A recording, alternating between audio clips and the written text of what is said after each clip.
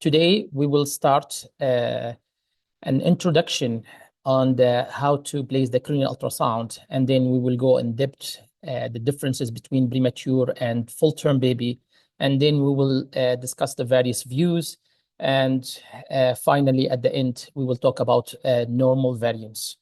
So I divided the cranial ultrasound to the different modules. So hopefully we will go through it, and hopefully my talk is going to be as sweet as I can. We will talk about in module 1, we'll talk about the rules of the cranial ultrasound, some indications, and then brain development and standard views, and at the end, normal variants. So as everyone knows, American Academy of Pediatrics 2020 published the newest guidelines on when you screen the head ultrasound. And to quick summarize, usually we place the head ultrasound or cranial ultrasound routinely for all babies less than 30 weeks or less than 1,500 grammar initially at 7 days of life. And then that's based American Academy of Pediatrics, and then repeated around 1 month. And then another one, we repeated again at 36 weeks or the baby ready to go home. And the reason each step or each stage, we look at something different. So at the beginning, we are looking for mainly for hemorrhage or any abnormality, but mainly for germinal matrix hemorrhage. And for 4 to 6 weeks, in case we missed hemorrhage, or mainly for the BVL, and then later on at 36 weeks corrected. The German or Canadian guidelines, slightly different. They usually scan as early as day 4, because the first 72 hours they have a IV bundle, so they don't touch the baby, they don't weigh the baby, so we'd like to minimal disturbance of the baby. So usually at the day 4 they start screening the baby, and then another one the similar at 1 month of age, 4 to 6 weeks, and then at 36 weeks. That's if everything is normal, definitely. UK in NHS, they have a slightly different, they do, and I'm sure Dr. Aluk, he will cover this one, and he talk about it because he's the expert in the UK. So at day 1 and then day 3 and then day 7 to detect any periventricular hemorrhage, German matrix, IVH hemorrhage, and then again at 38 weeks, specifically for the BVL. So the advantage of having the head ultrasound, it's mobile. You can use it at the bedside. There's no ionized radiation, no sedation required, and you can do as many as you can. They have a certain limitation though. Number one, early detection of the brain ischemia is very difficult. That's why we do that. We prefer for the brain ischemia, we prefer MRI, or you can detect it late by the head ultrasound. Detection of the neuronal migration disorders is very difficult. Limited yourself to the size of the acoustic window. If you have a very small anterior fontanel, is very difficult. And then visualize of the posterior fossa, also challenges. You have a various indication of the use for the head ultrasound. We will go very quickly: IVH, hydrocephalus, any various anomaly, vascular abnormalities, infection, BVL, hypoxic ischemic encephalopathy later on, as we said, torch infection, congenital infection, suspected head trauma, and tetra. It's very important to recognize know your equipments, and that's very, very important. Know your equipments, know your probe, and each probe has a guide. So notch, you should place your notch on there's 2 views we will cover later on: coronal view, that's the coronal view, and then sagittal view. In the coronal view, the notch always represent the right side of the baby. So the notch always represent the right side. And then you don't need routinely to write right on the coronal. You don't need routinely write right and left, because there is sign we will show later on. It will appear that you're at the right side. Opposite, or in other side, when you do it sagittal view, you always the notch facing the baby's eyes.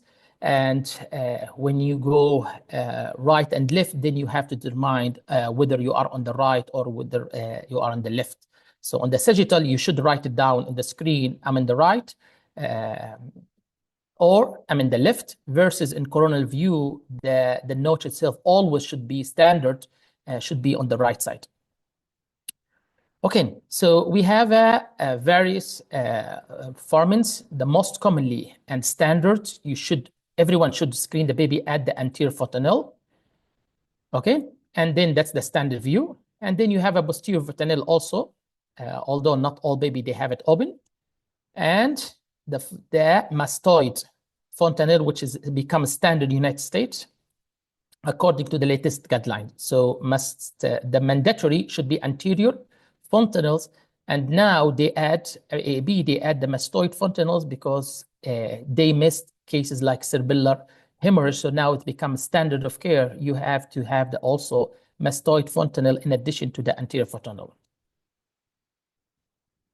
And you can also look at the temporal as a supplement viewers. I'm sure Dr. Aluk, he covered this part, so I'm not going to go over this one. We use the preterm baby around 10 to or 7.5 to 10 microhertz. Can you kindly go through the transducers, please? Because I don't know. Okay, sure. Thank you for asking. So the transducer, commonly, we have three common transducer. We have the most common because you need to place it on the small window and you need to visualize the entire brain structure. So we use the biconcave. So that's the standard for the anterior fontanel. The others views, you have the phase array, usually for the echo. And then you have the linear array probe. That's you can more commonly use in abdomen, or you can use it in also it's very common use in the lung ultrasound. Superficial structure also you can use it. But for the anterior fontanel, we prefer to use the phase or curved array. Okay, so you can place it on the small window. It will highlight or cover the majority of the brain structure. And you can see here, I'm sure, let me just move this one. Okay, so you can see the difference. So when you do the head ultrasound, if you see that you're curved, you know that the probe that's being used as a curved. Versus if you see flat, that means you use the linear. Okay, so you can see the structures is more appear on the phase array than on the linear probe, if you want to scan the head ultrasound. In the preterm baby, we use a 7.5 to 10. The older baby, usually we go the smaller hertz. As Dr. Aluk said, when you go to the higher frequency, usually we choose for the superficial structures. So 15 and higher, usually we choose it for the superficial structures, superior sagittal sinus, subarachnoid space, and etc. The general rules for the head ultrasound: white looks white, the white matter looks white, the gray matter looks gray. Okay, very quick on the anatomy and physiology, because I feel it's very important to understand your structure before we jump to the head ultrasound. As we know that we have two cerebral hemisphere, right and left, and then we have a frontal lobe, we have a parietal lobe, occipital lobe, and temporal lobe. And the other posterior structure, we have a cerebellum and then the brain stem. The cerebrum has a deep gray matter structure, including thalamus. So in the deeper structure of the cerebrum, there is a thalamus. It's an important structure. Usually we see it in the sagittal. We like to see it more in the sagittal view. Basal ganglia, limbic system, and olfactory bulb. Cerebral hemisphere connected together by the thick band of the white matter called the corpus callosum. It's very important when you do the head ultrasound, you ask yourself, is it clear or no? Because it's very important to visualize it. I will show you later on. So here, for example, of the sagittal view. So you can see here, this is the structure, circular structure. We'll go in depth and more detail. So this is the thalamus. You can see it, choroidal plexus, thalamus, caudothalamic groove, which is the area of the germinal matrix, and then here, caudate nuclei. When you place the probe in the anterior fontanel, you will see the line that's called the interhemispheric fissure that separates the right and left hemisphere, interhemispheric fissure. And then there is structure you see in ultrasound, hyper-echogenic, that's called corpus callosum. It's very important to recognize corpus callosum structures, okay? So interhemispheric fissure, also called the longitudinal fissure. It's important structures to visualize. The fulcus cerebri, often referred as a fulcus, which is folding or continuation of the dura mater that descend vertically and split cerebral to the right half, left half, and the right half. And then there's another structure, usually we like to see if it's symmetrical or asymmetrical, called synovial fissure or the lateral fissure or lateral sulci. It's very important in the brain development.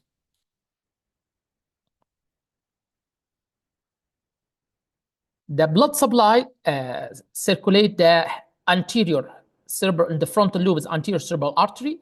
The majority is the middle cerebral artery, and then in the posterior, there's posterior cerebral artery. And you can see it here very clear where the synovial fissure, that's what we refer to.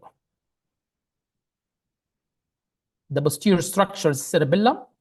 Usually we'd like to see it more on the coronal, but more on the, when we do the mastoid. The posterior, located in the posterior fossa, it has a lie posterior. So you here, if you can see here, the fourth ventricle. So this is the brain stem, the bones, and then in front or the posterior to it, you will see the cerebellum.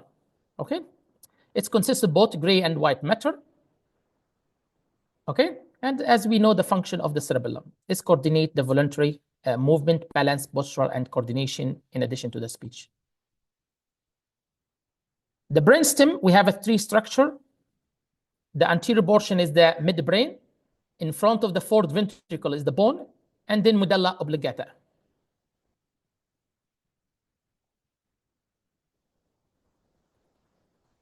There is something called, and what's of the normal variant that we will talk about it later on, but it's important to highlight it.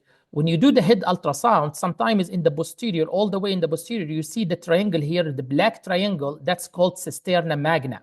It's the space located in the posterior margin of the vermis, so behind the vermis, so that's the cerebellum. In the middle is the vermis, so behind it in the posterior part, that's called the cisterna magna, okay?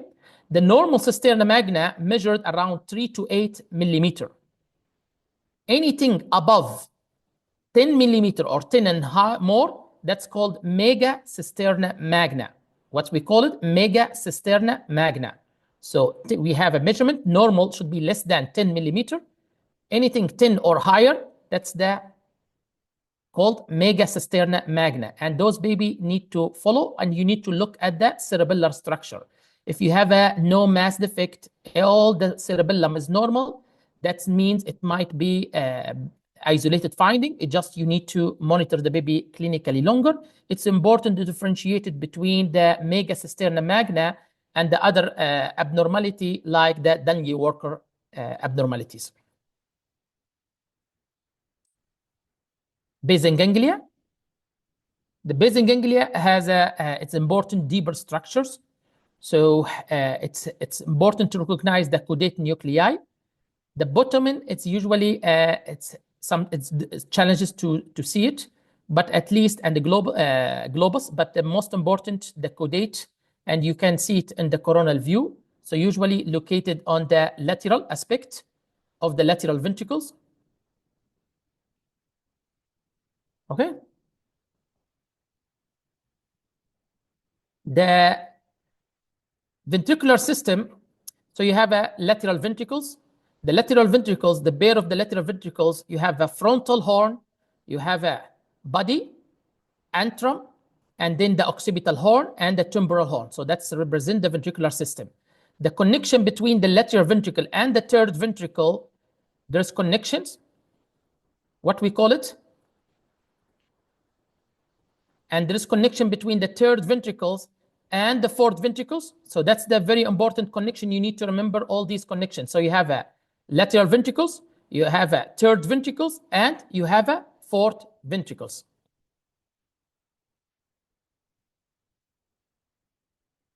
Okay, let's see the connection. So you have a foramen of Monro. It's important structures, which is connected between lateral and third ventricles. You have a foramen of the Losica, or the Losica foramen, which is connected with the fourth ventricles. So that's the connection between the third and fourth ventricle and through the aqueductal of the Sylvius. So that's the area, that's the most common cause of the congenital hydrocephalus is the aqueductal stenosis. That's the area.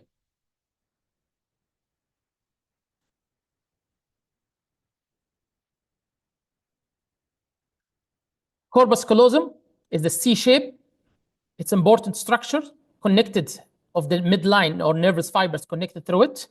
It's important how to recognize through the ultrasound through the hyper-echogenic hyper structures we will look at later on.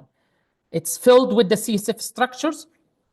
Inside it, there's a groove, or there's something called cavum septum pellucida, and that's an important structure. Also, you see it inside the corpus callosum, or inside it, which is also filled with the CSF structures. Okay.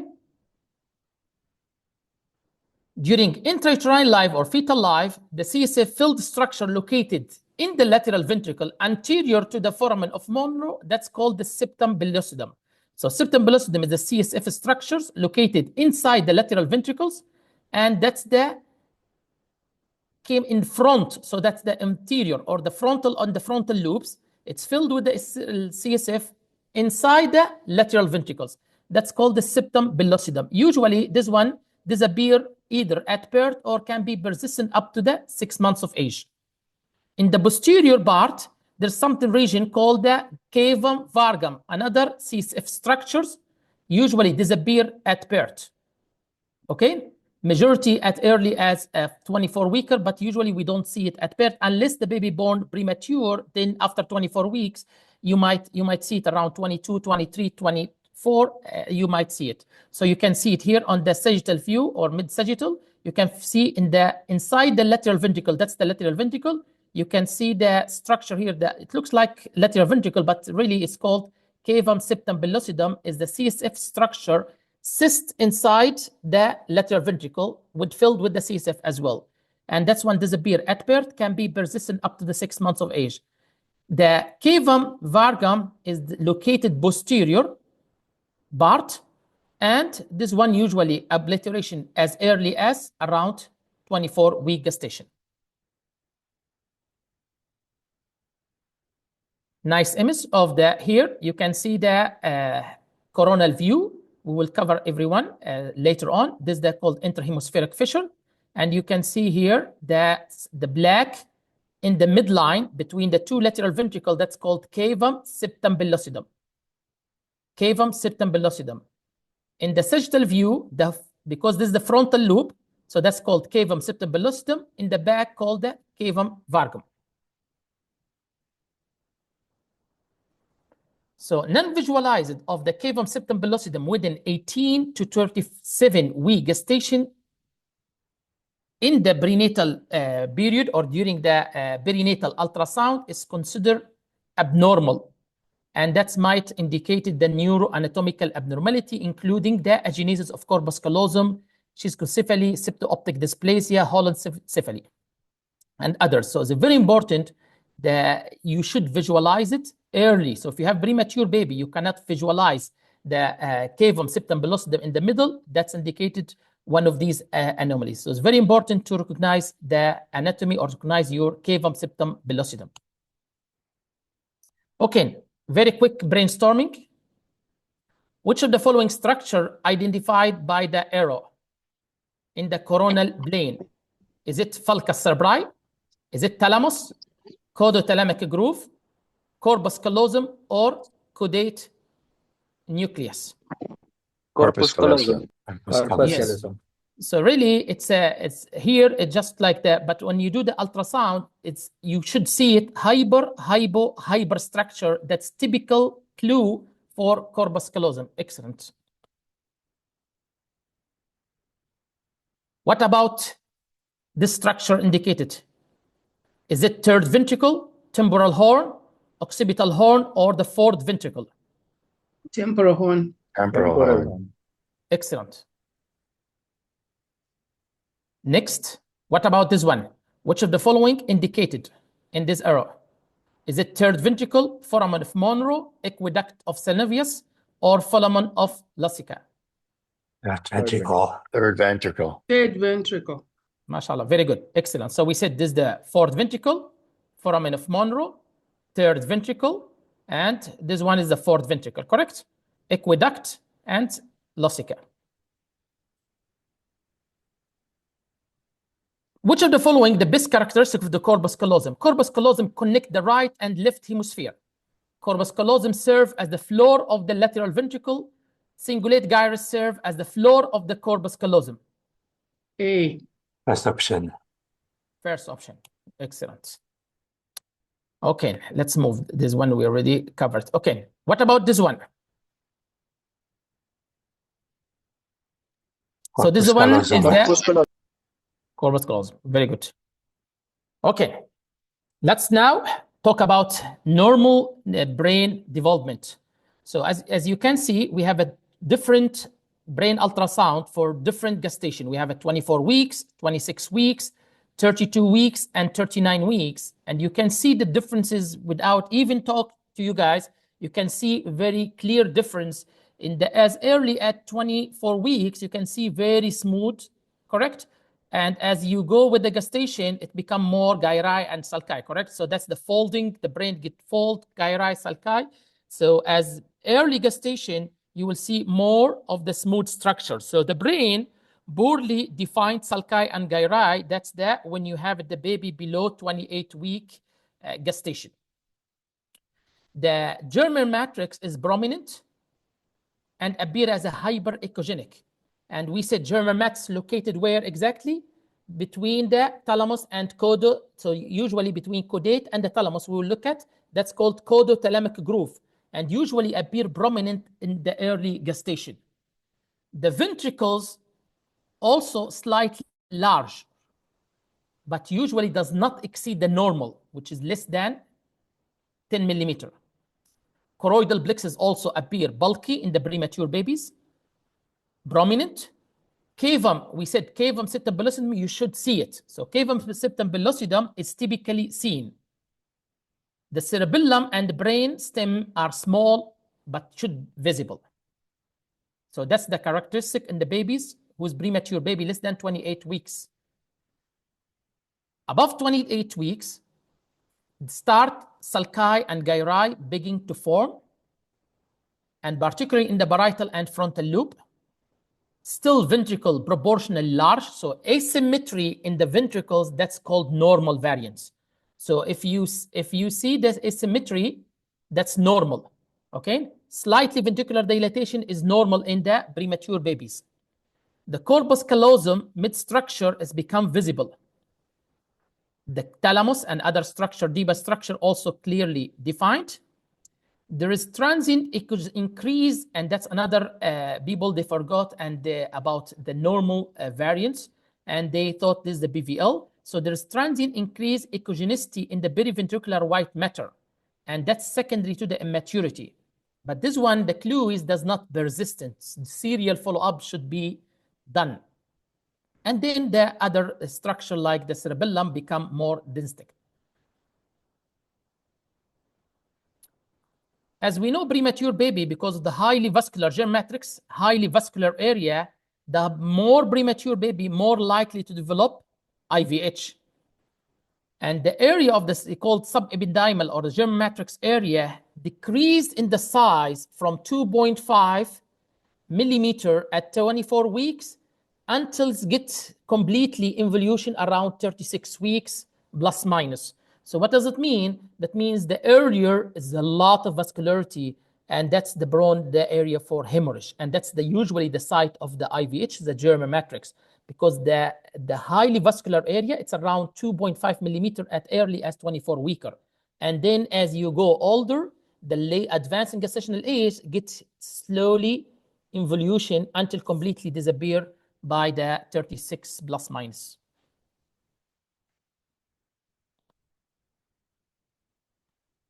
The term baby, the number of the gyri and sulci should be similar to the teenager. The smooth surface of the brain, if you see smooth surface of the brain with small sulci in the term baby, you should think of the anomalies. So you shouldn't see it smooth surface like preterm baby in full term baby. So in summary, in the premature, you will see the premature periventricular white matter around, that means periventricular, around the ventricles, periventricular area should be more echogenic than the cortical gray matter. Fewer sulci and gyri. The lateral ventricle and subarachnoid space usually appear prominent with mild dilatation. Mild asymmetry of the lateral ventricles, it's considered normal, and that's important. I have to stress about this. The mild asymmetry on the lateral ventricle in premature baby, it can be normal as long as measurement within the normal. Commonly, you see it in the frontal horn and body of the lateral ventricle, but can be also seen in the occipital horn. And that's one of the example. 24 weeker, you can see at the sagittal view, you can see the ventricle looks prominent. And that's the normal. You can see here also, there is mild asymmetry in the ventricles. You can see compared. And that's also normal, okay? Okay. Now let's start the actual views. So we have two in the anterior fontanel. We'll start with anterior fontanel. We have a coronal view and we have a sagittal view. So the coronal view, that means you put your probe. So let's assume this is the probe. Okay, so you put the probe in the coronal area. So you touch anterior fontanel, you have to feel your babies, you feel anterior fontanel, and then you put your ultrasound at the coronal level, at the coronal view. And then you have as we said, the notch should be always on the right side. The notch should be always in the right side, so make it habit. And then we have a 6 standard plane we should go from anterior.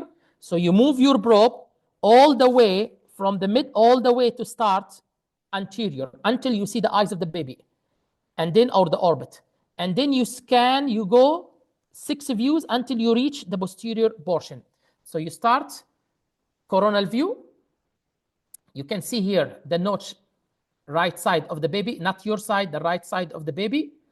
And make it habit. Before you place the probe, make sure you touch the anterior fontanel so you can know where you put your probe. Okay, in the anterior fontanel, we said we have a first view and then second view. So first view, you frontal loop until you see the eyes of the baby. You can see here the orbit, and then take snapshot, and then you go slightly posterior. So you move a little bit posterior, sweep posterior to start seeing the lateral ventricles. More posterior to start seeing the third ventricle, you can see here. So the frontal, the first view, you shouldn't see the lateral ventricle, the anterior horn of the lateral ventricle. So the first view, you should see only the eyes of the baby. You shouldn't see the lateral of the horn of the anterior horn of the lateral ventricles. So if you see the clue here, if you see on the first view, the lateral anterior horn of the lateral ventricle, that's the alarming sign. That means baby has ventricular dilatation. Second view, you should start seeing the anterior horn of the lateral ventricles. And then the third view at the foramen of Monro. And then you go to the third ventricles. Very clearly, you start seeing third ventricle between the third and fourth view. And then you go more posterior to see the choroid plexus. And then all the way you get out of the ventricular system, you cover the parieto-temporal loops, the parietal loops, okay, all the way at the back of the babies to see that. And that's a very good place for the BVL. Okay? So let's see the first coronal plane view. So we said the first one, you should anterior, you take the probe all the way to the eyes of the baby. And you can see here, another tips you need you guys to know. So you see the interhemispheric fissure You see this, your landmark? So there's no right or left. So because here the probe, it's already representing my landmark. I know at this side is the right side, this is the left side by fault. The second, I know I'm using the biconcave, or this person, he used biconcave array. Okay? And then your interhemispheric fissure, before you take the shots and take the snap of the picture to save it for your record, it should be midline. Because when your hand slightly move, this one is going to be like either like there is a mass effect. So you have to make sure before you take it, your line interhemispheric fissure should be at the midline. Hopefully it's clear. Okay, now you can see very clear the frontal lobe. How can I know I'm in that? Because I can see the orbit and the skull. So now I'm the first view. I shouldn't see the ventricles, the anterior horn, lateral ventricles. You can see I'm seeing only the frontal lobes. And that's the give you, if there's any abnormality, you can see it started in the frontal lobes. So that's the first. Make sure your midline. Once your interhemispheric fissure at the midline, then you should take the image for snap, froze image, and take it for your record. The second view, you move it posterior now. Don't tilt it, keep it the same and just move it posterior. So when you move it posterior, you should start seeing the typical of your ventricles. So that's that. Again, you see here there is notch. So this is your right side. This is the biconcave, interhemispheric fissure. The structure here, hyperechogenic, hypo and hyper, what we call it? Corpus callosum. Hyper. Now you have a click mark that you see the corpus callosum. The posterior to the corpus callosum is the cavity. You can see it here, cavum septum pellucidum. So cavum septum pellucidum. On each side, there is the frontal horn of the lateral ventricles. The frontal horn of your lateral ventricles. I can see there is two structures like Y shape opposite to each other. That's we call it synovial fissure. Okay, lateral to the lateral ventricles, that's called the head of the caudate nuclei. Let's see it here. It's very clear. So you can see it here, your anterior horn. Okay, so here anterior horn of your lateral ventricles. You can see two anterior horn of lateral ventricle. In between, that's the anterior horn. And then in the middle, septum pellucidum. If you take one of them, the above it should be corpus callosum. And here, that's what we call it, the fornix. So corpus callosum, fornix. In the middle, midline structure, cavum septum pellucidum. In both sides, there is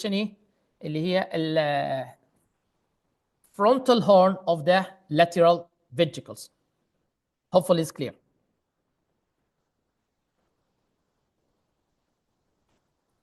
We talk about the structure that you should start seeing as you go deep, which is the caudate nuclei, thalamus, and this one, the brainstem, the bottom in. Okay. Now, so we said, second image started seeing the anterior horn or lateral frontal horn of the lateral ventricles. Now, we go more posterior. In the more posterior, you start to see the Monro, foramen of Monro, which is connected the lateral ventricle with the third ventricle. Third view, connection between lateral ventricle and third ventricle, which is foramen of Monro. The structure again, so you can see different probe, different ultrasound machine. You can see it here, always standard on the right side. They're using biconcave, interhemispheric feature beautifully in the midline structure. Hyperechogenic, that's the corpus callosum. Posterior, black, very filled CSF structure called cavum septum pellucidum. The lateral on each side, that's the. Now we are not saying again the frontal horn. Now we are in the body of the lateral ventricles. Lateral to it is going to be the head of the caudate nuclei. Okay? And you should start seeing some black hole in the midline structure here, which start appear of the third ventricles. And we have a synovial fissure. That's the most important structure. You should be able to appreciate it when you do that at level of the C3. Interestingly, sometimes you do the C2, C3, you come with like this structure. Let's see. So it's hard to know which probe, but I can see interhemispheric fissure. There's hyper structure. What we can see here? Any clue?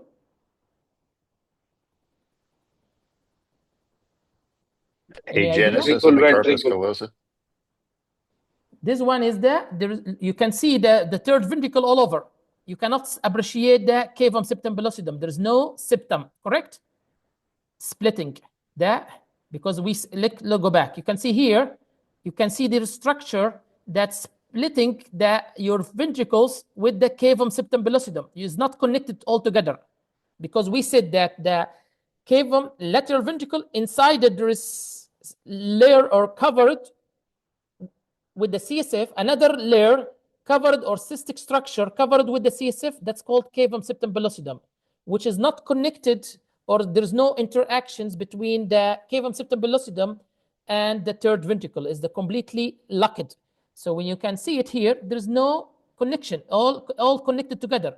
So that means I have a condition called absent cavum septum pellucidum. Absent, I cannot see it. Absent in premature baby, very smooth surface. I cannot see the cavum pellucidum, septum cavum pellucidum, because it should be septum. Should be septum spread or separate the lateral ventricle from the cavum septum pellucidum. Okay, so that's one of the pathology that I'm sure they will cover it in one of my colleagues' serial lectures later on. But at least I give you guys a taste of what we're looking for. Okay, now we cover C1. We said C1 frontal horn. We shouldn't see the anterior, we shouldn't see lateral ventricles, just we see the eyes and the frontal lobes. We go C2. C2 start seeing the corpus callosum, cavum septum pellucidum, ventricles. C3 at the foramen of Monro. C4, now we should see clearly the third ventricles. Okay, you can see it now. The third ventricle appear clear. Again, interhemispheric fissure, hyper structure with the corpus callosum, posterior and split from the body of the lateral ventricle. That's called cavum septum pellucidum. Fornix should be here at the base, but then you can see another black filled. That's called the third ventricles. CSF structure. Lateral to the third ventricle, that's when we see the thalamus. We said lateral to the lateral ventricles when we see the caudate nuclei. Lateral to the third ventricles, that's when we call it thalamus or thalami. It's a lateral to the structure, which is usually, we like to see it more on the sagittal view. I will show you later on sagittal view. It's beautiful. You can see it. You never missed it. And then what's important, you can see now, we cross what? We cross the brain stem. You can see we are coming to the medulla oblongata. So now we can see structure of the brain stem all appear clearly posterior to the third ventricles. You can see now there's white structures, and that's because we are now more posterior. Okay? So you can see here, interhemispheric fissure. Lateral to the lateral ventricle is the caudate nuclei. And then we start seeing the third ventricle. Lateral to the third ventricle is thalami. And then we can start seeing the brain stem. And at the end, you might see the cisterna magna, if it's significant. Okay? And then you have the choroidal, some choroidal plexus, tentorium. You can see it in the temporal lobes. Again, we said the structure here, they're called fornix and third ventricles. On the leech side, thalami, and then down you will see in the posterior part, you see the midbrain structure. Now we go to the fifth structure. The fifth structures, we should start seeing some choroidal plexus. Okay? So if somebody take more than 6 images, is it wrong? No. But at least minimum should be 6 plane. Minimum. You can take as many as you can, but minimum should be 6 plane. So you can see here, now at the last part of the lateral ventricles, we can see the cavum septum pellucidum, basal ganglia, which is the lateral to that, which is caudate nuclei, and then third ventricles not as clear, thalami on each side, and then we start seeing the dancing lady, what we call it dancing lady structures here. It's very important later on in Doppler, and the upper part, anterior part is the hippocampus, and then you can see the tentorial part, and we have a vermis of the cerebellum and cisterna magna. So posterior here, cisterna magna, and then you will see the hyperechogenic structure. That's what we call it, vermis, in each side, cerebellum, okay, in the right and left, and then you will see the tentorium, and then the each side that when you locate it for the hippocampus area. And that's when you do the Doppler, you can see the circle of Wells, and that's the dancing lady dress. Okay, still in the 5, you go a little bit out a little bit, so you can see more structure of the choroidal plexus. That's typical C5. You can see it at the choroidal plexus, at the lateral part, or at the tentorium or the timber part of the lateral ventricles. So you can see the choroidal plexus, hyperechogenic structures, smooth hyperechogenic structures. Sometimes you see small cyst here. We call it choroidal plexus cyst, but usually we don't. It's not commonly seen. And the part that starts seeing now, we are, because in the posterior back it appear as a parietal structure start appearing. Okay, so as the antrum or as the occipital horn.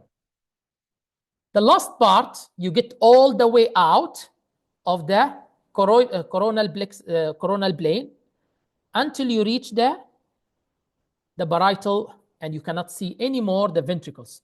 So now we are all the way out. You can see here the notch, the right side, concave interhemispheric fissure, and you can see only the parietal cortex. Okay, very clear, and that's very common. The periventricular white matter is very common for the BVL. We like to look at this area for the VBL, or BVL, sorry.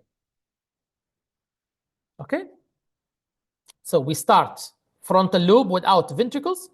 We end parietal lobe without ventricles. In between, you start with the C2, the lateral ventricle, C3, 4, third ventricle, C5, you start seeing the choroidal plexus, and then you are C6 outside completely. Hopefully it's clear. Let's go now to the sagittal view. Sagittal view also, you have a less views. But here, when you do sagittal view, we said, number 1, your notch should be facing the baby's eyes. That's the standard. Your face facing the baby's eyes. And then you decide whether I need to go right. You should start, or you should write, I'm typing right side.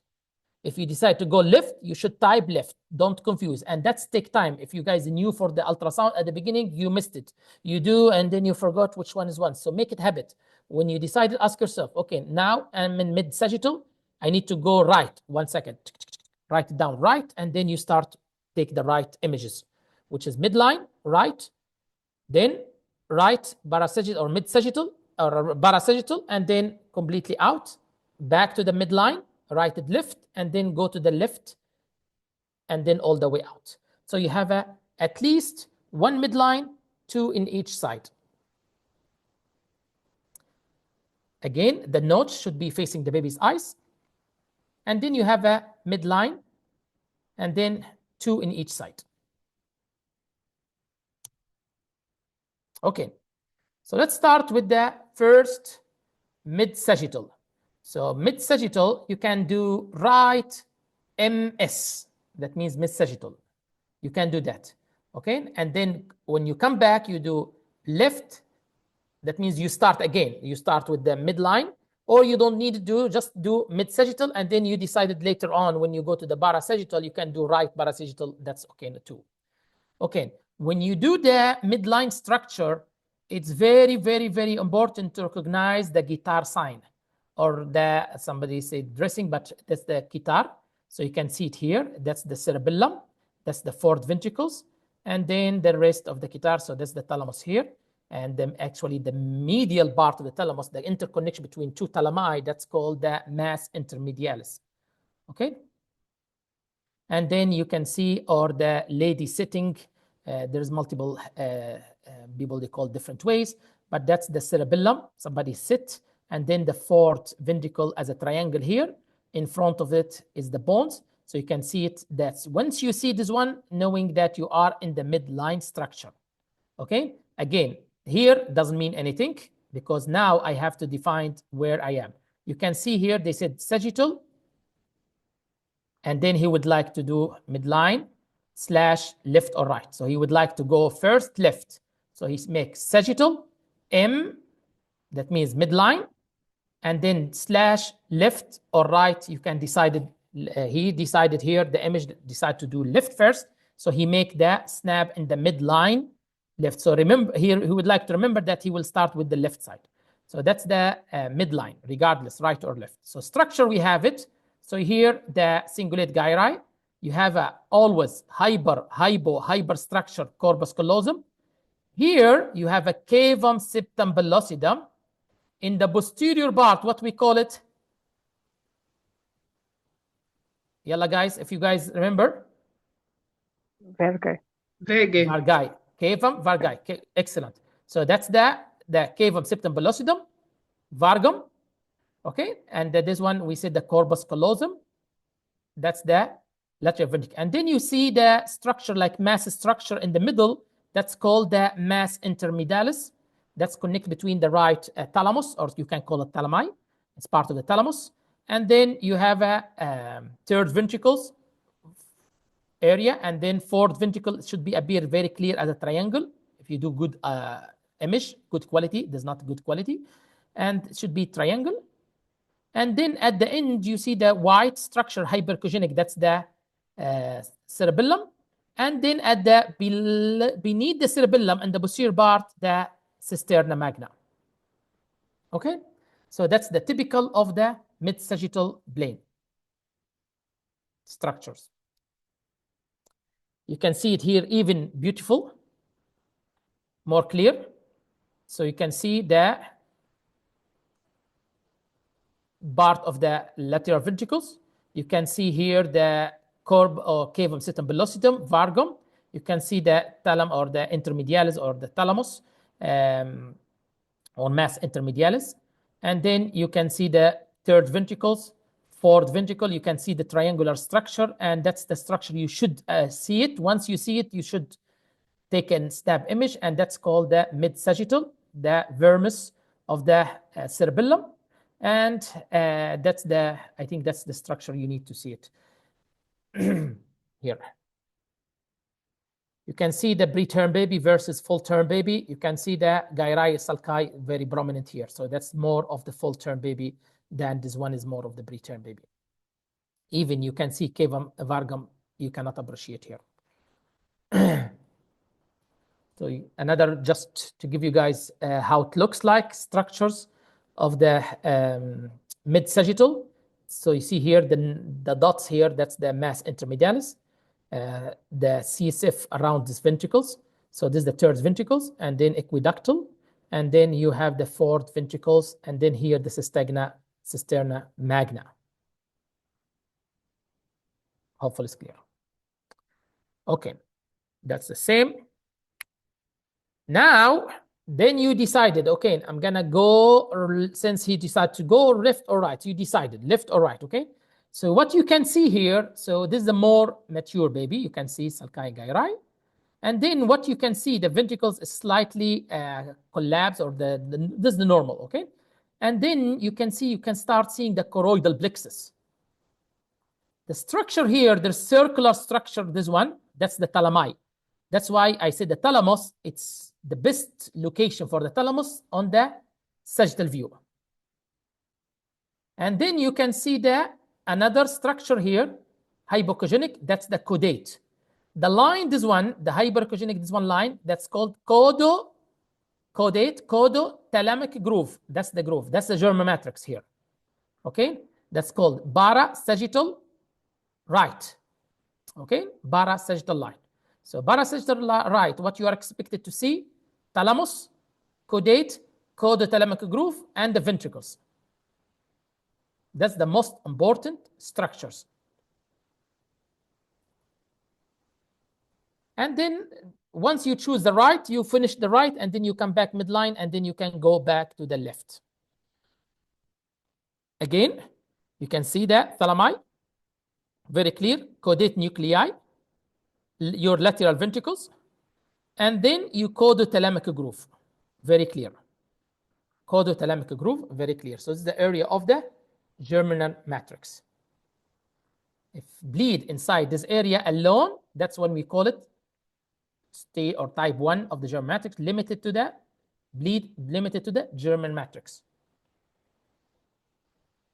Another view of the mid-sagittal. So you can see either right or left. You can see the choroidal plexus.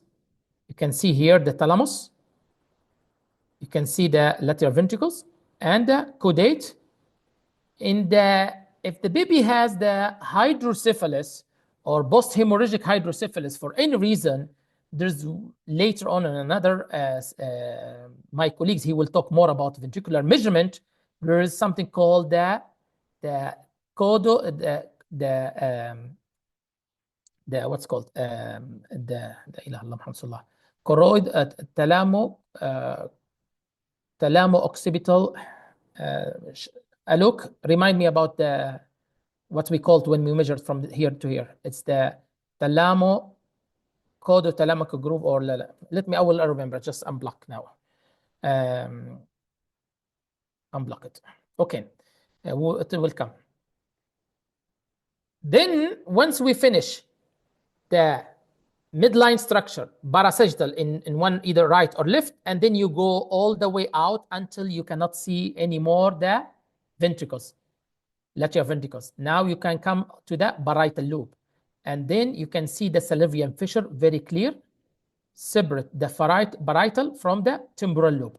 So this one, it looks like leaf structures that separate the parietal lobe from the temporal lobes. And that's very important structure also for the BVL. Okay?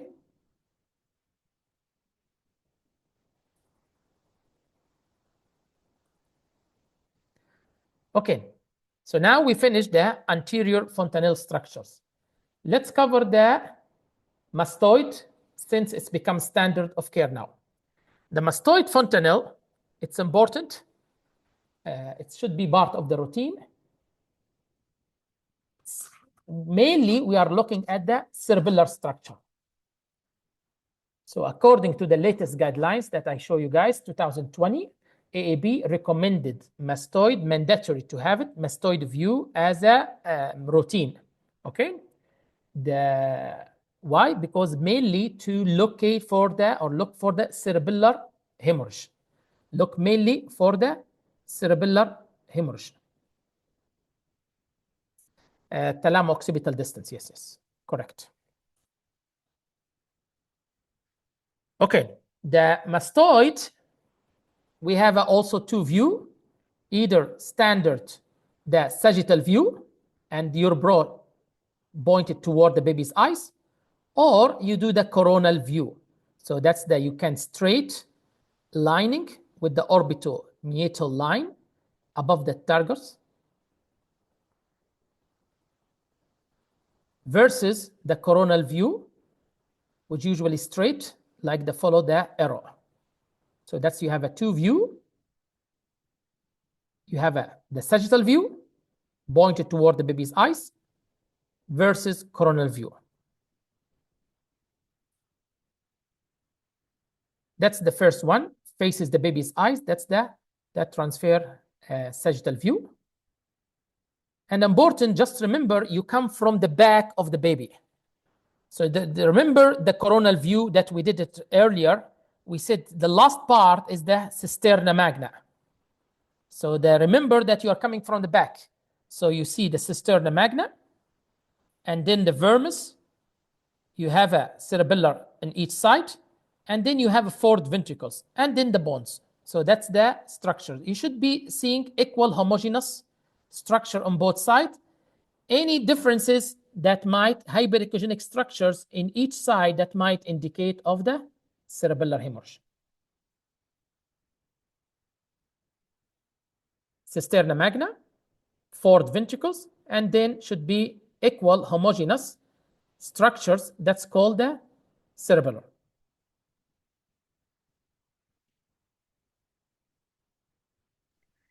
Doctor, I have a question.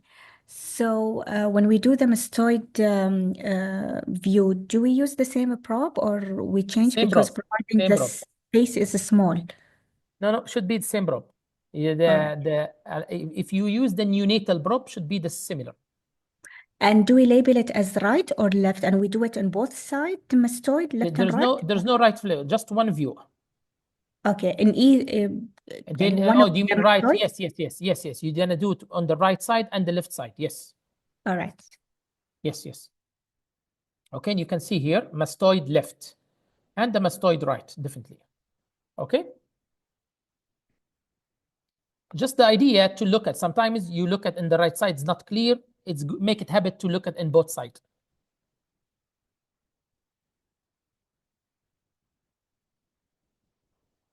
So here, any specific space where to put the pointer at? The pointer should be facing. Usually at below the temporal area, like the bone. So you can see the mastoid bone here, just behind the ears. There's soft structures. Okay, so just below the angle of your jaw. And the moment that you put it below, and you can see it here.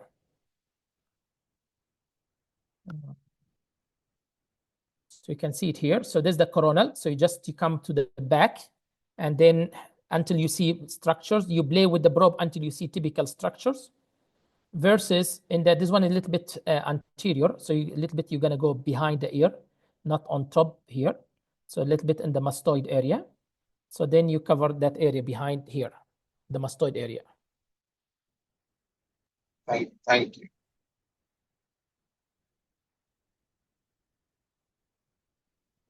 Okay, let's do quick break questions, and then we can continue, okay? So what you guys think about this structure? First, is it sagittal or coronal view? Sagittal. View. Good. Do we think this is the premature baby or more of the late preterm or term baby? Term. Yes, because of that you can see the sulci and that is more prominent, correct? And then what do you guys think this structure? Caudothalamic groove. Very good. So this is the thalami, this is the caudate, this is the caudothalamic groove. Excellent. Okay, what about this structure here? Is it third ventricles? Is it bone? Yep. Is it cavum septum pellucidum or foramen Monro? Cavum septum pellucidum. Yes, and again, this is the sagittal view, correct? Okay, this one we covered. What about this, the hyperechogenic structures? Right plexus. Choroid plexus. Okay, so now the question is it choroid plexus? Is this CSF or cerebrospinal fluid within the cavum septum pellucidum? आप 15 minute बाद phone करिए बार-बार phone क्यों कर रहे हैं जब मैं काट रहा हूं तो कहीं बिजी हूं ना मैं Okay. Can you silence your phone, please?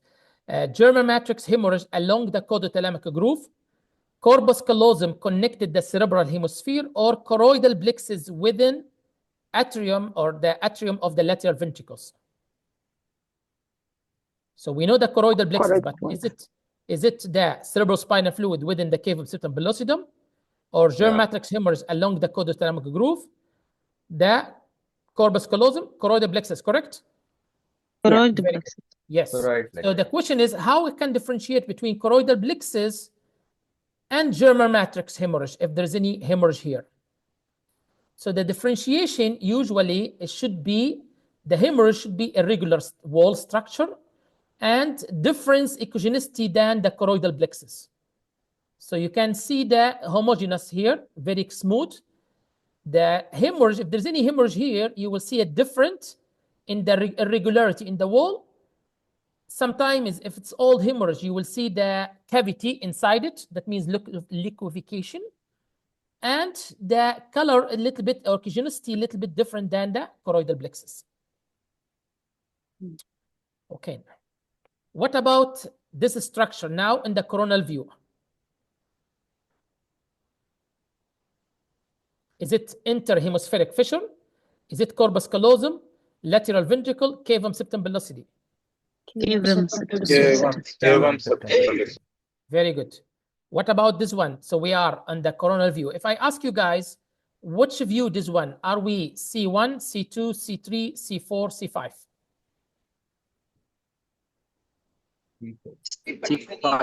C5. Anyway, what do we say?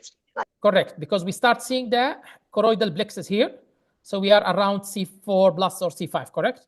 So is it there? And then also we start seeing the structure here, and that's the typical structure for the cerebellum. And that's called the cisterna magna. Cisterna magna. Very good. Okay, now let's say, what about this view? Which one? Is it A, B, C? So is it the A? Is it B or C? C. Most likely C. Slightly should be a little bit more in the side, but that's a C because the choroidal plexus is very clear, correct? So this is the C5. Okay, we discovered this one. What about this from A to B, C? Which one represent this image? C. C. So all the way, this one C6, correct? I should ask specifically what's C. Okay. Okay, now let's go to the normal variants. We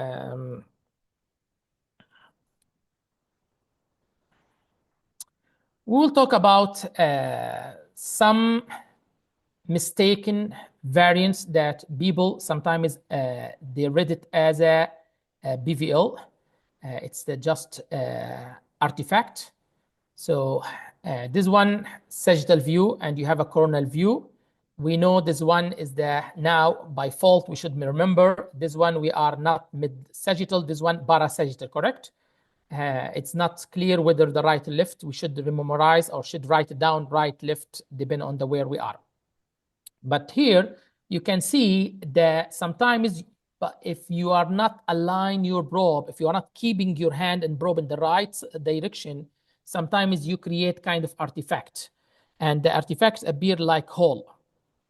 So that's the typical artifact. How we know, either you repeat it immediately, or you should, if somebody did it, so you can repeat it in another week, and then you can see your repeat should be completely disappear. Or if you go by yourself and repeat it and you do your probe in the right way, you shouldn't see the this one. This one, just because the little bit align your probe in the angle, is give you the penetration of different penetration of tissue, and that's why it give you looks like a BVL hole.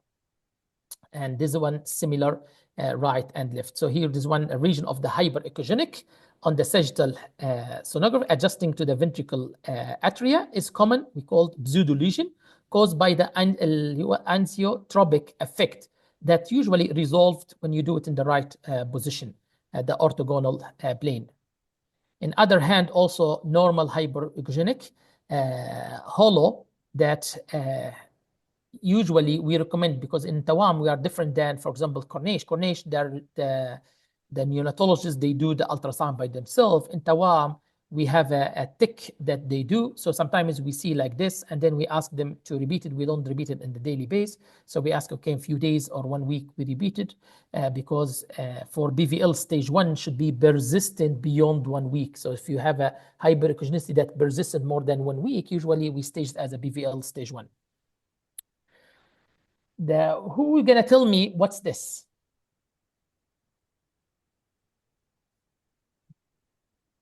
In the arrow.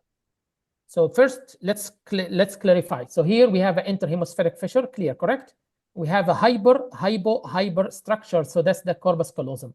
And then we have a cavum septum pellucidum. We have a lateral part of the, or anterior horn of the lateral ventricles, correct? And then in the side, so here you should caudate, and then down more on the thalamic area or basal ganglia, we start seeing the like tree-like structure, correct? Is the hyperechogenic structures. What's this? And in fact, if you guys, at least in my experience in Tawam, we have at least 2 or 3 cases that when I look at the image, not even reported, and that can be normal, it can be abnormal. So that's called the reticulostriae vasculopathy. Reticulostriae vasculopathy. In this baby 20 days old, in neonates admitted, when they did coronal view, they discovered this one. So if the lenticulostriae vasculopathy, either it could be isolated finding, normal, if 2 or less than 3, if it's more than 3 and clear the structures, it might indicate torsion fiction, it might indicate chromosomal anomalies, like this one has never been normal. It might be indicated hypoxic ischemic encephalopathy. In fact, one of the baby that we look at, it was the HIE baby. So when I look at, it's very clear, lenticulostriae vasculopathy. It looks like calcification, vasculopathy. Versus one, you can see it only 1 or 2. So there is low grade, some they classify it as a low grade versus high grade. Low grade, that means 1 to 2, less than 3. And that might indicate normal variant. Just because of would improve the resolution of the ultrasound, we start seeing it. If you have a 3 or more, that could be indicated malformation, it could be indicated HIE, it could be indicated torch. In fact, one of my baby, I sent it, it came back cytomegalovirus, congenital torch, chromosome anomalies. So you need to prepare your eyes to look at the thalamus basal ganglion area. This one is image not right at all, because look at it's not midline structure. You can see it looks like mass effect, but really it's more of the artifact or people, the tick or whatever who take this image. He's just focused on this one. He didn't take it the right way, but very clear, beautiful lenticulostriae vasculopathy structure. It can be unilateral, it can be bilateral, branching, linear, punctate, echogenicity in the region of the basal ganglia. Okay, so it can be normal, isolated, if small, 1 or 2. But if more than that, you should think of the torch, you should think of the history, if there's any ischemic lesion, malformation, chromosomal abnormalities. Okay, we have another normal variance called, usually at the posterior part, we call it peritriginal echogenic blush. That's referred to the area of symmetrical, homogeneous, high echogenicity than normal, mainly in the periventricular white matter, located in the posterior horn of the lateral ventricle, as we said, all the way in the posterior horn as a BVL hyperechogenic that we discovered, and frequently seen in premature baby. Usually disappear by 1 month of age and has no clinical related. The baby completely fine when he grow up, completely normal. And that's the difference between this one and the BVL or cerebral hemorrhage. The key differentiated and the hyperechogenic, the peritriginal echogenicity, is that symmetrical, homogeneous, and less echogenicity than the choroidal plexus. So you can see the structure here. So now we are at the C5, choroidal plexus, and you can see the periventricular, you call it the pless. So that's the, like the brightness, a little bit extra flaring, okay? That's it can be normal as well, especially in premature baby. So just you need to follow up those cases to differentiate. If become changed to the cystic structure, then it's never be normal. Okay, The third, sometimes there is benign enlargement of the choroidal plexus space in infancy. So the space, so you can see here on the interhemispheric fissure, especially in the microbremi, sometimes you see the dilatation. Or baby with macrocephaly, you follow up baby with macrocephaly, and then you do the ultrasound, you find that there is dilatation of the superior sagittal. And this one, symmetrical wideness in the frontal and parietal extra-axial space, typically referred as a macrocephaly, male more than female, usually resolved by itself, just you need to follow those cases. It's a variance.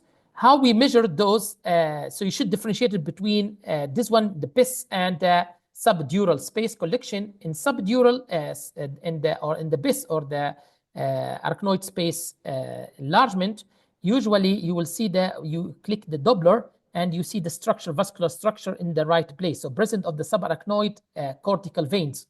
If you see it is not bushed, that means it's the normal, just the variant PIS versus subarachnoid space fluid. You should bush the fluid.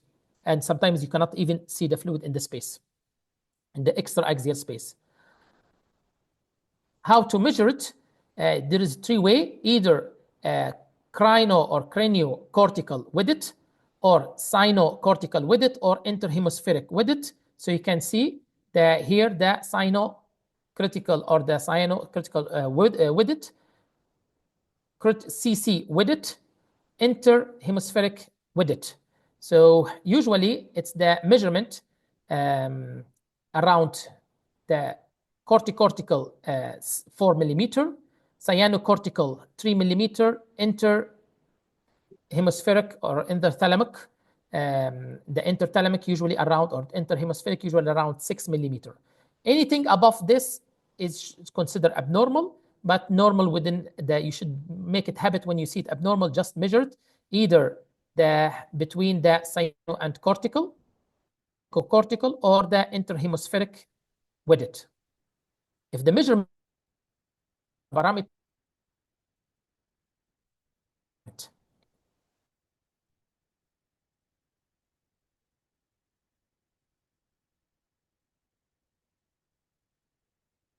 between, and people used between the, and that's the board question, conatal cyst. Conatal cyst is a benign condition. Do you guys hear me? No. Oh, I have problems hearing you. Yeah, you're just breaking and up. the image stop. Yeah. What I'd suggest is maybe you want to just go through the last 2 slides again.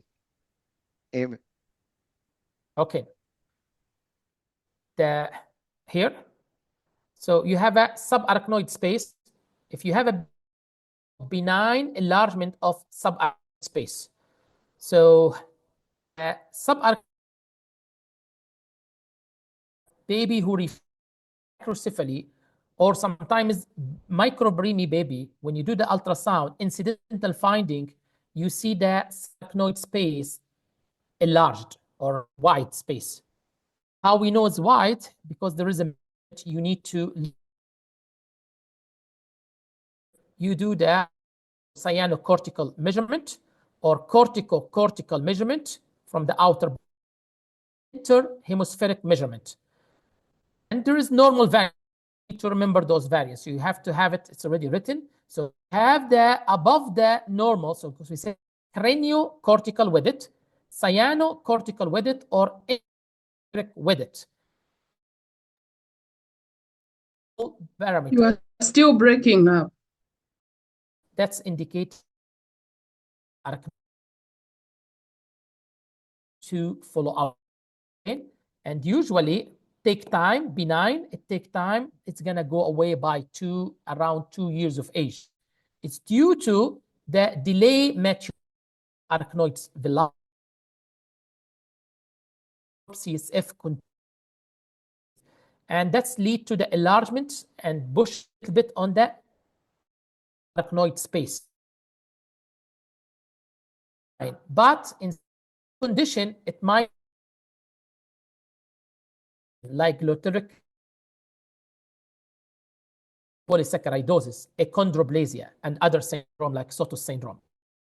But majority of cases be completely fine. Secondary to the immaturity in the arachnoid villi. It appears as a white.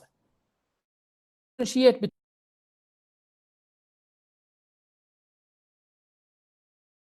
between by, and that should be covered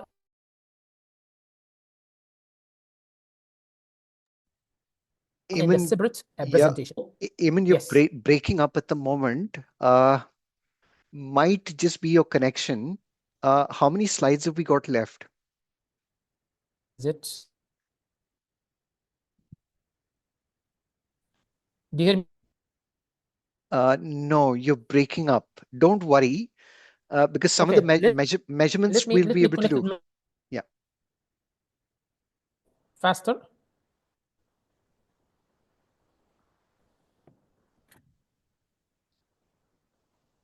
Or is it clear now? Yeah, it is clear now. Yeah.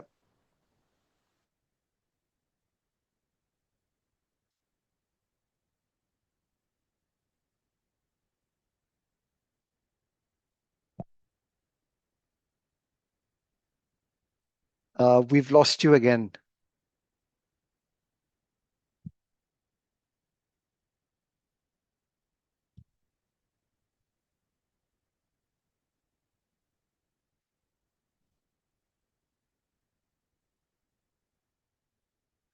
Eamon, it looks as if your presentation is kind of frozen.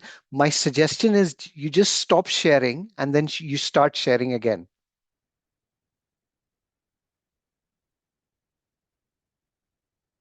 Great.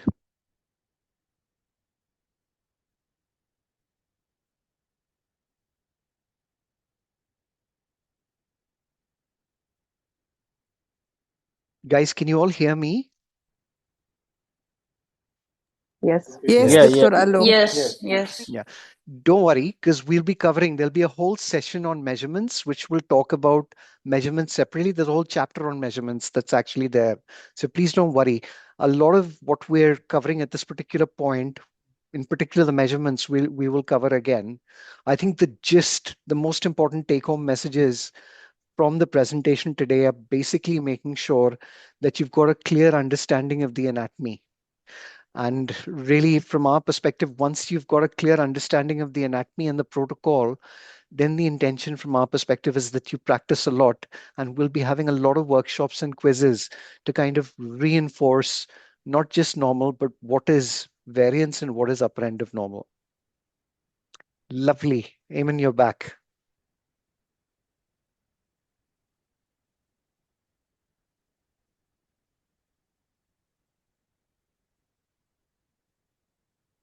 You'll have to unmute yourself, Eamon. Sorry for that. Are you guys hear me now? Yes, we can. God bless you. Very good. Yeah, well I just connected my cell phone. Maybe it's a better, more stable internet connection.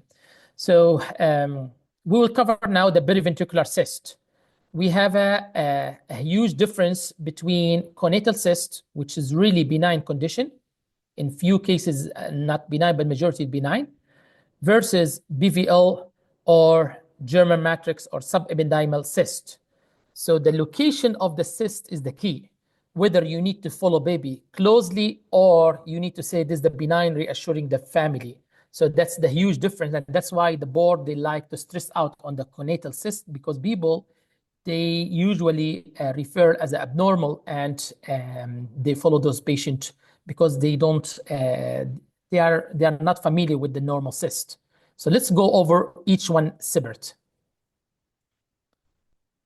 So conatal cyst usually located lateral to the lateral ventricles. So if you have a cyst located just beneath to the lateral side of the lateral ventricle, that's the conatal cyst. Versus anterior, if the cyst anterior to the anterior horn of the lateral ventricles, that's more with the BVL. So if you see it on the side, close to the caudating nuclei, that's conatal cyst.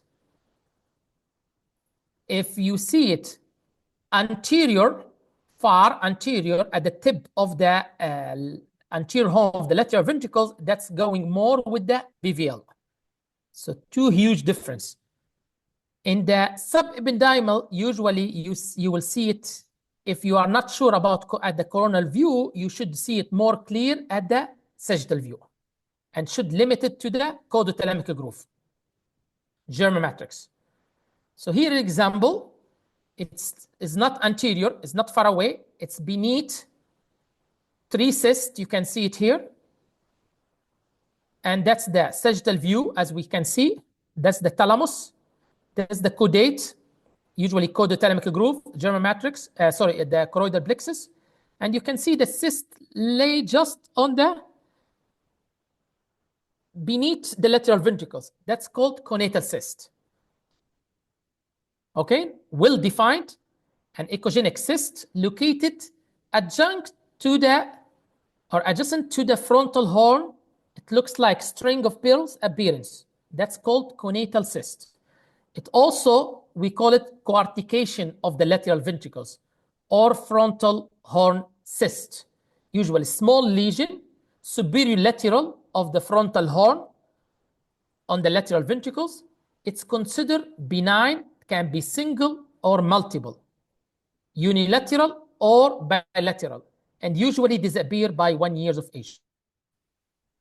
That's another example. You can see it here. Don't confuse yourself. So you can see this is the lateral ventricles on the side, on each side bilateral. That's the conatal cyst. This one triple or multiple. That's also called conatal cyst. The subependymal cyst, they're located at the below the external angle and the posterior to the foramen of Monro, where located at the German matrix area. Typically either acquired post-hemorrhagic, that means if you see it, so you can see it's not like the conatal cyst a little bit up, so you can see it more down. If you see it, and it could be congenital germinolytic cyst, or it could be old hemorrhage. Baby intrauterine has a hemorrhage. It takes time. The hemorrhage starts lymphification and then disappear in the middle, and then it's appear like cystic structure. So that's called acquired post-hemorrhagic cyst or germinolytic cyst. Just you need to follow up those cases. What about this one? What do you guys think about this one? BVL. This one BVL, you see? So it's not like the on the side, it's more anterior on the both sides, and this one actually too. So that's the typical BVL.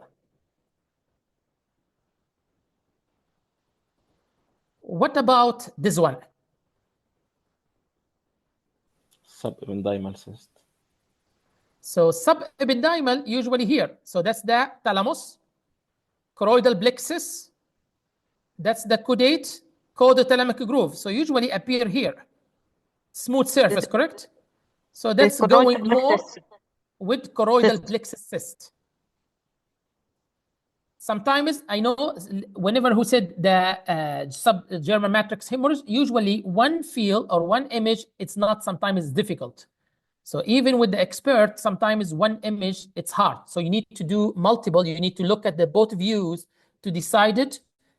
You take more than one view to determine this really the choroidal plexus alone or German matrix hemorrhage or germinolytic cyst.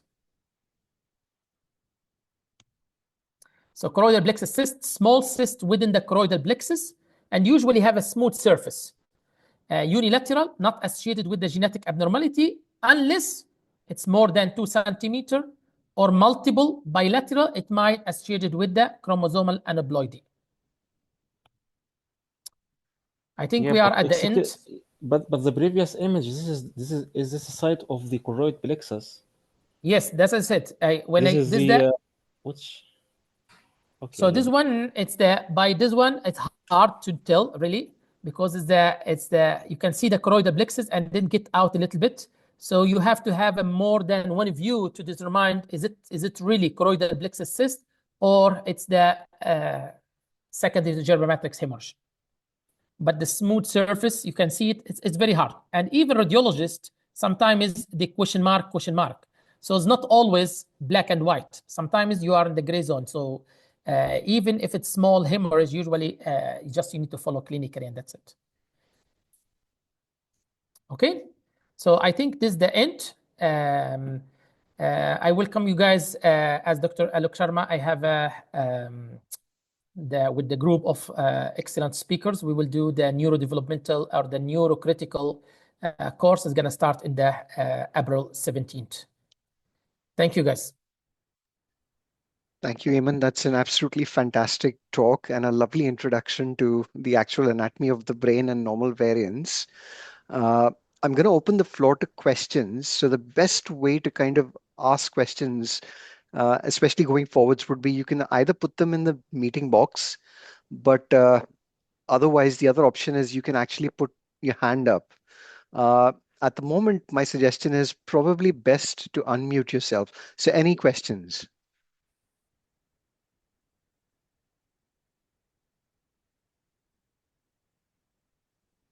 It looks like people, they start.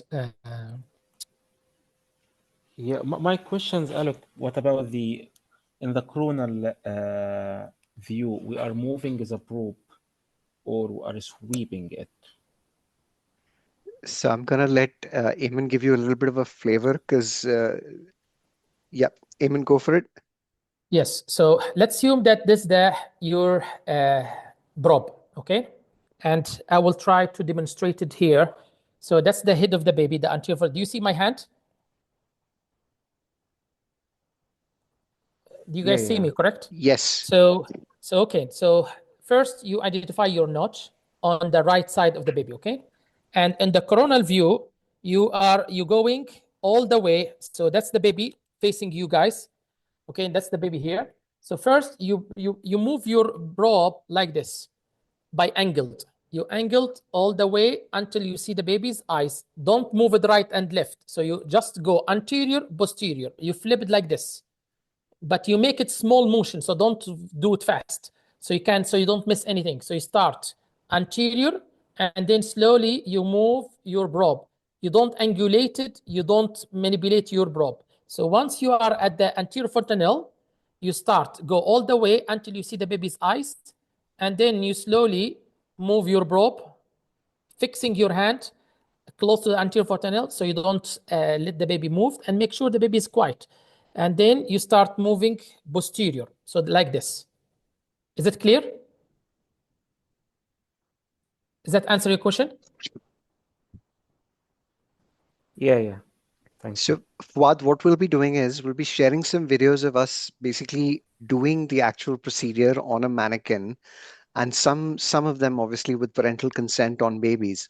I think the key thing from your perspective is it's having the ability to be able to stop to capture all the 5 to 6 coronal views, and I'd say the midline sagittal with the lateral views. And for that, there's an element of probe stillness that you need. So we'll be able to demonstrate that in videos, but experience usually says this: while you're sweeping, once you've caught that particular window, you have to stop over there. And the challenge is obviously if the baby's moving or the baby's uncomfortable, it becomes challenging, and often you get cuts in between.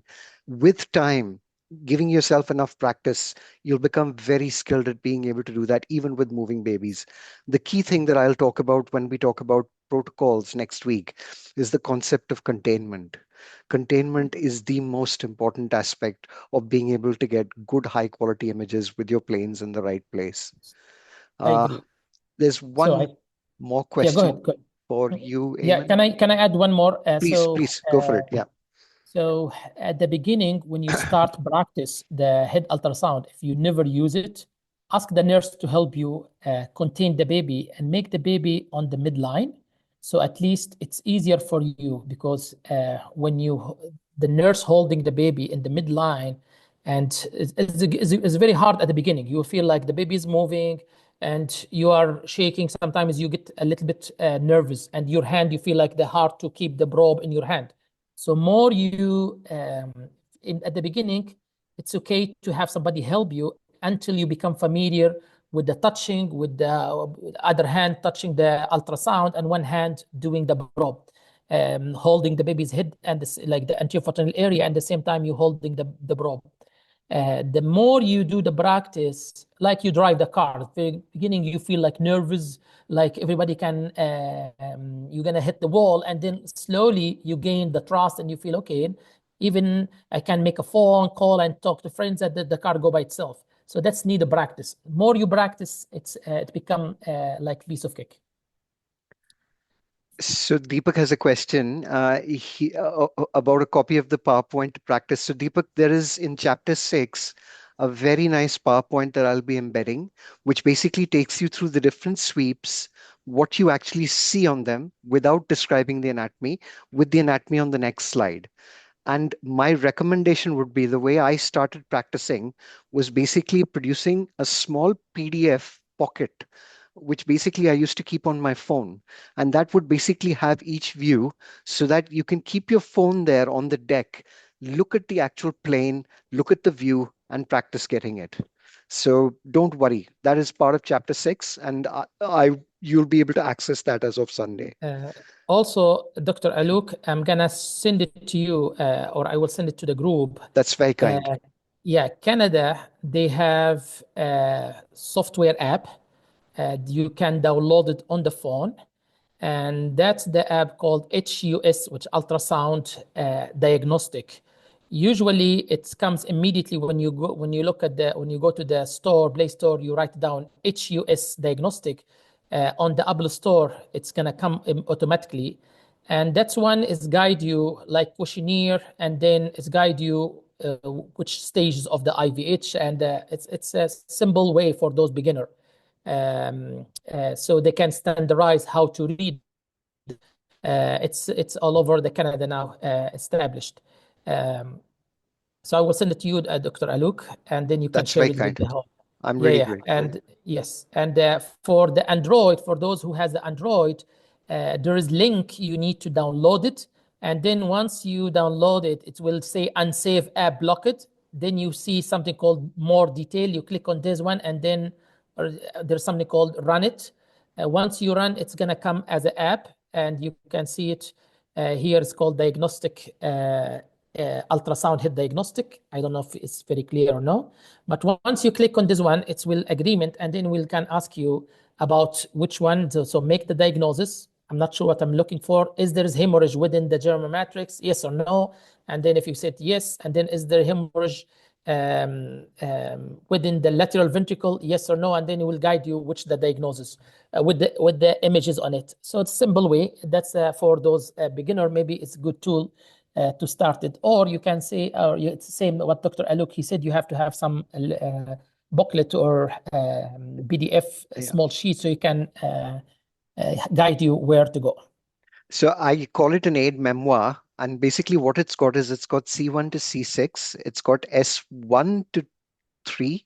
And then after that, what we'll teach you about the axial views is the axial views can become quite complicated to try and understand.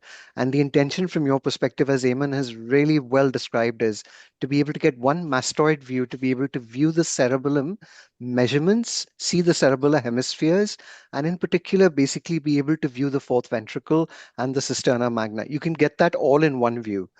Again, one temporal view.